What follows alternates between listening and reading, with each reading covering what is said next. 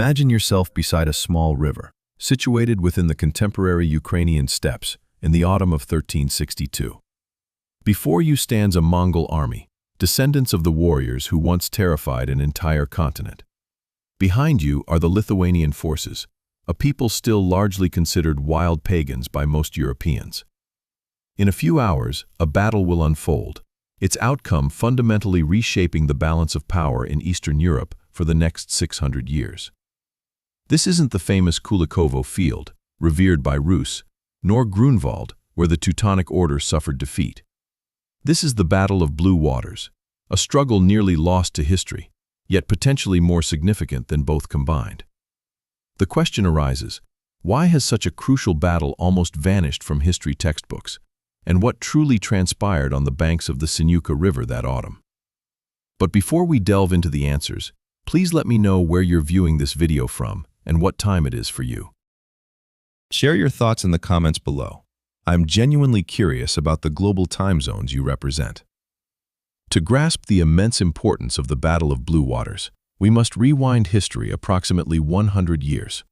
In 1240, when Batu Khan's Mongol armies swept across Eastern Europe like a tempest, they didn't merely conquer territories, they established an entire imperial system. The Golden Horde, or Ulug Ulus, as the Mongols referred to it, a great state, was more than just a military force. It was an intricate administrative apparatus. From Sarai, their capital on the Volga River, the Khans governed vast lands stretching from Siberia to the borders of Hungary. How did their system operate? Simply, but effectively. Rus princes, future rulers of Russia, Ukraine, and Belarus, had to journey to Sarai to obtain a yarlik, a patent granting them the right to rule. They paid annual tribute and supplied warriors upon demand. Disobedience resulted in Mongol forces reappearing to assert their authority with fire and sword. Yet, remarkably, the Mongols did not rule directly. They permitted local princes to govern their people, uphold their laws, and even maintain their religions. The Golden Horde was concerned only with two aspects: money and power. This was pragmatic imperialism perfected to an astonishing degree. For a century, this system functioned flawlessly. Under Khan Ozbeg, from 1312 to 1340, the Golden Horde reached its zenith. Trade routes from the Black Sea to the Chinese Yuan dynasty flourished. Cities like Sarai emerged as cultural and commercial hubs. The Mongols adopted Islam, but remained tolerant of Christianity and other faiths. However, any empire founded on a strong individual possesses inherent vulnerabilities. When powerful leaders pass away, decline often ensues. In 1359, Khan Berdebeg was assassinated by Kolpa, one of numerous rivals vying for power. This event unleashed a period historians label the Great Troubles, a deeply chaotic era in medieval history. Within 2 decades, over 20 different Khans asserted claims to the legitimate rule of the Golden Horde. What was the average lifespan of a Khan during this period? Somewhere between a few months and 2 years. This was not merely a struggle for supremacy. It represented a systematic disintegration of the power structure. The Golden Horde began fragmenting into distinct ulus, each with its own warlord, each pledging loyalty to different Khans.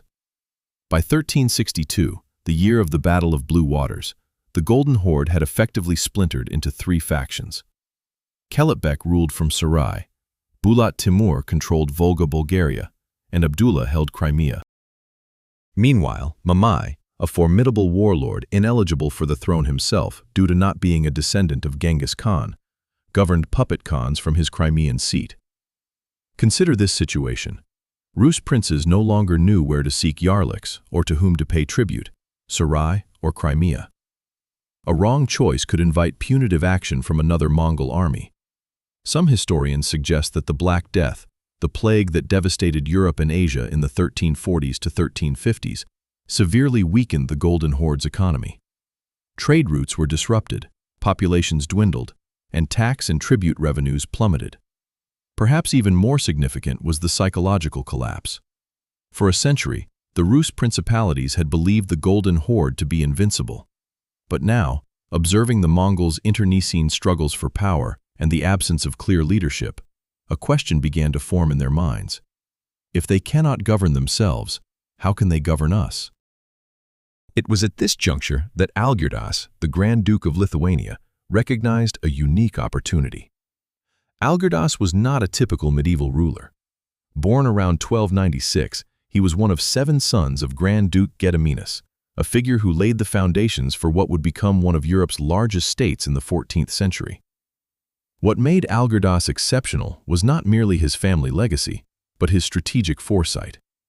Upon his father's demise in 1341, Algirdas, alongside his sibling Kęstutis, undertook a profoundly uncommon arrangement for their era. They elected to divide authority. Kęstutis assumed control over the western borders, which were under constant assault from the Teutonic Knights. Meanwhile, Algirdas directed his efforts eastward, focusing on the thriving Russian principalities that were experiencing the debilitating influence of the Golden Horde. This power-sharing pact stands out as one of the most effective in medieval annals, marked by a notable absence of rivalry and plots, coupled with a lucid division of duties and mutual confidence. This strategy allowed Algirdas to fully commit to his aspirations. What exactly were these ambitions? His goal extended beyond mere territorial expansion. Algirdas possessed a more profound insight. He envisioned creating a multi-ethnic, multi-faith realm where pagan Lithuanians could coexist peacefully with Orthodox Rus, and where governance rested not on coercion but on common interests. While this might appear idealistic, Algirdas's actual policies confirm his intent. He wed Orthodox princesses twice. In conquered territories, he appointed Russian princes as regents, permitting them to govern according to their own laws and customs. In Vilnius, the pagan capital of Lithuania, he erected Orthodox churches. He even elevated the Ruthenian language, or Old Belarusian, a precursor to modern Ukrainian and Belarusian tongues, to one of the Grand Duchy's official languages. This was not archaic imperialism, but something qualitatively distinct. Around 1360, Algirdas initiated the execution of his boldest strategy, a direct offensive against the Golden Horde's domain. Initially, between 1357 and 1358, he seized Chernihiv and Bryansk, northern Russian lands still paying tribute to the Horde. Subsequently, he advanced further east, capturing the Korsun fortress on the Don River, directly in the heart of Tatar territories. These maneuvers functioned as reconnaissance. Algirdas was gauging the Golden Horde's reaction. What was this reaction? Virtually none. The Khans were too preoccupied with internal strife.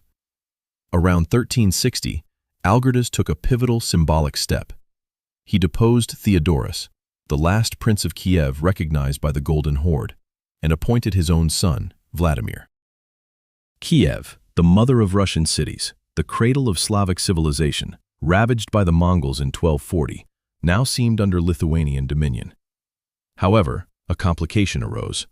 Formally, Kiev remained a vassal of the Golden Horde and was obligated to pay tribute. Algirdas's unauthorized appointment of his son was a direct insult. The Golden Horde, despite its internal turmoil, could not tolerate this. 3 beys, the rulers of Podolia, the southwestern region bordering Kiev, mustered their forces. They represented the interests of Abdullah, one of the Khans vying for power. Thus, the stage was set for the Battle of Blue Waters. In the autumn of 1362 or 1363, sources diverge on the precise date, Algirdas led his forces across the Dnieper River, heading southwest toward Podolia. This was not a mere raid, but a meticulously planned campaign. Algirdas brought not only Lithuanian warriors, but also Ruthenian detachments from the territories he had conquered, including Smolensk, Bryansk, and Kiev. He demonstrated that this was not a foreign invasion, but a liberation, which made the Lithuanian army especially unique at that time. They were not European heavy knights. The Lithuanian nobility of this era lacked the sufficient wealth to afford expensive, heavy armor and war horses.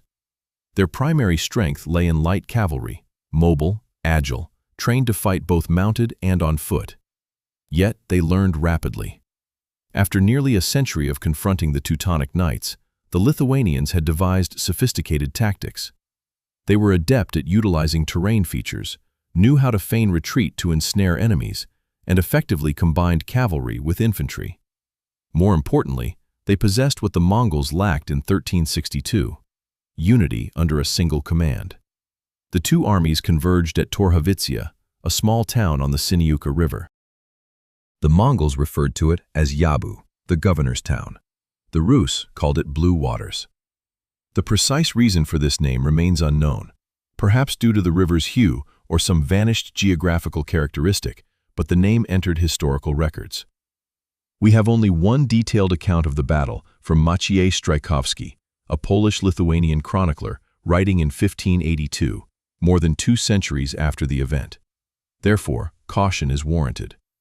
Nevertheless, his description aligns with our understanding of both sides' tactics. According to Strajkowski, Algirdas deployed his army in 6 crescent-shaped formations. This diverged from standard medieval European battle arrays, where knights typically formed up for a frontal charge. Why a crescent? Because Algirdas was preparing for a classic Mongol tactic: mounted archery. As anticipated, with the battle underway, the Tatar cavalry initiated flanking maneuvers against the Lithuanian formation, maintaining a constant barrage of arrows. This tactic, which had terrorized European armies for over a century, involved maintaining distance, rapid movement, precise archery, and avoiding close combat unless a decisive advantage was guaranteed. Yet, this particular engagement unfolded differently. The arrows proved largely ineffectual. Chronicler Maciej Strajkowski pondered, why did this occur? Perhaps Algirdas had learned from previous engagements. Another possibility is that his troops might have employed larger shields or enhanced defensive gear. It's also plausible that the distance the Tatar cavalry was forced to keep due to their crescent formation diminished the accuracy and penetrative force of their arrows. However, the most probable explanation seems to be that the quality of the Tatar cavalry in 1362 was significantly inferior to that of Genghis Khan or Batu Khan's era. Experienced warriors had aged or perished in internecine conflicts, and new recruits were likely inadequately trained.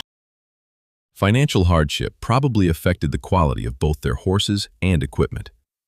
Regardless of the underlying cause, the outcome was unmistakable. The archer attacks were not yielding the desired results. It was at this juncture that Algirdas made a critical decision. Instead of waiting and allowing the Tatars to persist with their assaults, he commanded an advance. The Lithuanians and Ruthenians, armed with spears and swords, moved forward. This wasn't a reckless charge, but a calculated and organized progression, with the formation meticulously maintained at every step. The Tatar cavalry, accustomed to foes who either held ground or attempted to pursue them only to fall into traps, encountered an entirely novel situation. An unyielding force steadily approaching, compelling them to choose between direct engagement or retreat. Then, Kęstutis's sons, Algirdas's cousins, along with contingents from Nardukos, began attacking the Tatar flanks with crossbows. This proved to be a pivotal moment. The crossbow, a weapon specifically developed in Europe to counteract Mongol cavalry, boasted greater range and penetrating power than conventional bows.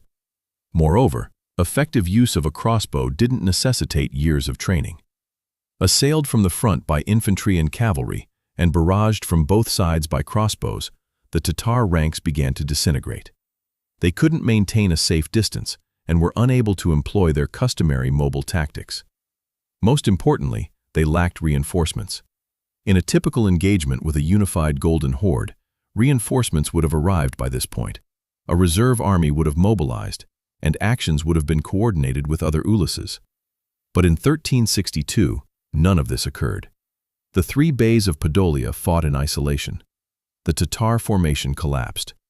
According to Maciej Strajkowski, they commenced a disorderly retreat. Militarily, this is the worst scenario for an army. Loss of order, loss of command, every man for himself. Algirdas secured a decisive victory. Following the battle, Algirdas did not pause. He proceeded directly into Podolia. According to chronicles, he liberated, as Lithuanian sources phrase it, the lands south of Kiev, the steppes beyond Ochakiv on the Black Sea coast, from Pudival to Ust-Donetsk. What did this signify? Essentially, Algirdas seized a significant portion of central and southern Ukraine, the most fertile and vital territories the Golden Horde controlled in the west. More intriguing, however, was his administration of these regions. Algirdas did not install Lithuanian governors everywhere. Instead, he granted Podolia to Kęstutis' sons, those who had fought bravely in the battle. Many local Rus princes were retained in their positions, requiring only that they shift their allegiance from the Horde to Lithuania. Most significantly, he declared, "Tribute payment to the Tatars is hereby ceased." Imagine that. For over a century, every autumn, carts laden with silver, furs, honey, and slaves would journey from the Rus principalities to Sarai. This was a symbol of subjugation, the price of existence. Now, Algirdas proclaimed, "No more." The Golden Horde's reaction was virtually non-existent. They were too embroiled in infighting. Abdullah Khan, whom the three Podolian beys served, was battling Murad in Sarai. Mamai was attempting to consolidate his power in Crimea. No one possessed the resources or the focus to exact revenge on Lithuania. This highlights Algirdas's greatest strategic lesson: impeccable timing. He did not attack the Golden Horde when it was formidable under Ozbeg. He waited for them to weaken, then struck swiftly and decisively. However, the true consequence of the Battle of Blue Waters was not merely the acquisition of territory, but its psychological impact. The Battle of Blue Waters marked a turning point in East European history in three primary ways.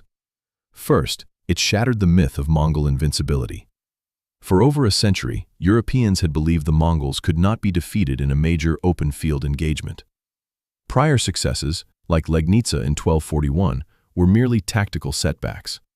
The Mongols' withdrawal stemmed from political rather than military considerations.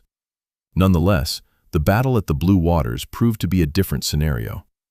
The Mongol forces met their decisive defeat on terrain they had themselves chosen, a victory whose news quickly reverberated throughout Eastern Europe. Princes in Moscow and Ryazan began to ponder, if Lithuania could achieve such a feat, why couldn't they? Dmitry Donskoy of Moscow, who would later vanquish Mamai at Kulikovo Field in 1380, was likely directly inspired by Algirdas's triumph 18 years prior. Secondly, this engagement altered the power dynamics across Eastern Europe. Before the confrontation at the Blue Waters, Lithuania, though noteworthy, was a secondary power, a pagan kingdom positioned precariously between the Teutonic Knights in the west and the Golden Horde in the east, constantly striving for its survival. Following this momentous encounter, the Grand Duchy of Lithuania ascended, transforming into one of Europe's premier powers. Its dominion stretched nearly from the Baltic to the Black Sea, from the Polish borders to within 50 miles of Moscow. This event established a potent counterbalance to the burgeoning Muscovite principality. For the subsequent 2 centuries, the rivalry between Lithuania and Moscow for dominance over the Rus lands shaped the region's history. And while Moscow ultimately prevailed, forming the bedrock of Russia, Lithuania's existence as an influential power significantly protracted this process for centuries. Thirdly, and arguably most significantly, the conflict forged a path for an entirely new form of national governance. The Grand Duchy of Lithuania, under Algirdas and his successors, transcended a simple national entity. It was a multi-ethnic, multilingual, and multi-confessional state. Pagan Lithuanians, Orthodox Rus, Catholic Poles, and Muslim Tatars all coexisted within its borders. In 1569, when Lithuania merged with Poland to form the Polish-Lithuanian Commonwealth, this model expanded and endured for nearly 2 centuries. This Commonwealth emerged as one of Europe's most tolerant political structures, a crucible for ideas concerning noble rights, religious freedom, and even nascent forms of constitutionalism. While certainly not perfect, it offered an alternative to the absolutism and intolerance prevalent across much of Europe. All of this, at least in part, originated from Algirdas's decision not merely to conquer, but to integrate the territories reclaimed from the Golden Horde. Yet, curiously, despite its immense significance, the Battle of Blue Waters has largely faded from historical memory. Very few contemporaneous documents describe it. Russian and Rus chronicles mention it only fleetingly. Mongol sources are almost entirely silent. The most detailed account is the Tale of Podolia, a narrative incorporated into Lithuanian chronicles written approximately 70 years after the event, during a period when Lithuania was contending with Poland for control of Podolia.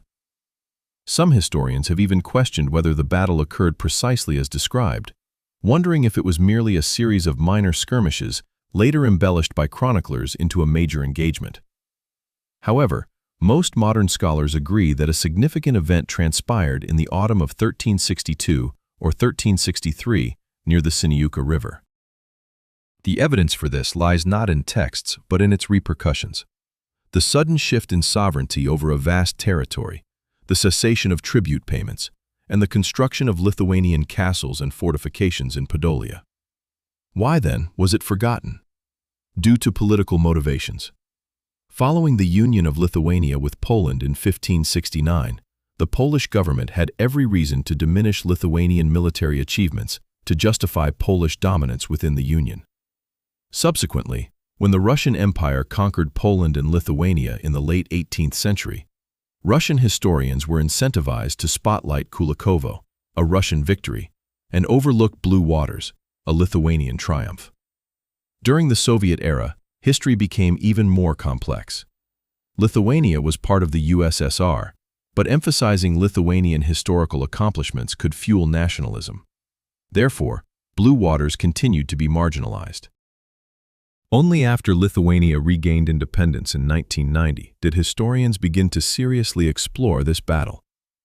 Conferences were held in Ukraine in 1997 to 1998 and 2012. In 2022, the National Bank of Belarus issued a commemorative coin featuring Grand Duke Algirdas. History is being rewritten, or rather, recovered. So, what insights can we glean from a battle that occurred over 660 years ago? Lesson 1. Timing is everything. Algirdas did not attack the Golden Horde at its zenith. He patiently waited, observed, and prepared. When the opportunity arose, when his adversary was at its weakest, he acted decisively. In life, in career, in any endeavor, knowing when to act is as crucial as knowing how. Lesson 2. Unity triumphs over division. The Golden Horde in 1362 possessed more warriors than Lithuania. They had greater resources and a longer military tradition, but they were fragmented. They spent more time fighting amongst themselves than confronting their common adversary. Lithuania, despite its smaller size, was unified under decisive leadership, and this solidarity proved to be a critical advantage. The third lesson is that nothing is invincible. For over a century, the Golden Horde seemed an unassailable force, yet every empire, every system, every power structure ultimately develops weaknesses. A leader's task is to identify these vulnerabilities. The task of a challenger is to exploit them. The fourth lesson is that victory isn't solely about territory, it's about vision. Algirdas didn't merely reclaim lands from the Golden Horde. He forged an alternative paradigm for how a multi-ethnic state could function. This model was founded on tolerance, local autonomy, and cooperation rather than oppression. While not flawless and eventually prone to collapse, for more than 2 centuries it exemplified different approaches to governance. Lastly, history is not predetermined. Had the 3 Podolian boyar families triumphed at the Battle of Blue Waters in 1362, the entire course of Eastern European history might have unfolded quite differently. Lithuania might never have evolved into a formidable power. Moscow might have united the Russian lands a century earlier, and the model of the Polish-Lithuanian Commonwealth might not have materialized at all. Just one battle, a single day of decisions made by a few individuals, reshaped an entire continent. This illustrates both the power and burden of human choice. On that autumn day in 1362, 2 armies converged on the banks of a small Ukrainian river. One represented an empire that had once terrorized the world. The other carried a spark of hope that the small could still challenge the great, that unity could overcome disunity, and that history was still being written. By sunset that day, the Golden Horde, a mighty stronghold stretching from China to Hungary, had lost a significant portion of its power and influence. It never fully recovered, facing further fragmentation over the next 2 decades and ceasing to exist entirely within a century. Lithuania, a minor pagan principality that had previously struggled for survival, ascended to become one of Europe's largest powers. Its innovative model of a multi-ethnic state, built on collaboration rather than conquest, shaped regional history for centuries. All of this transpired thanks to Algirdas, a man who dared to act when others merely observed, because he possessed a vision not just of conquest, but of constructing something superior, because he recognized that the right timing, strategy, and objective could transform the world. This encapsulates the lesson of the Battle of Blue Waters. Not that violence solves problems, it doesn't, but that in pivotal historical moments, individual choices hold immense significance, that nothing is immutable, that tomorrow isn't necessarily a replica of yesterday, and that sometimes, on the banks of an obscure river, history changes its course. If you enjoyed this video, please like and subscribe to avoid missing other stories from the forgotten past that changed the world. And don't forget to leave a comment about which historical event you believe is unjustly forgotten. In the next video, we will explore what happened next, how Algirdas and Lithuania continued to expand, resisted Moscow, and ultimately formed a momentous alliance with Poland. This narrative of diplomacy, betrayal, and power is as captivating as any film. Thank you for watching.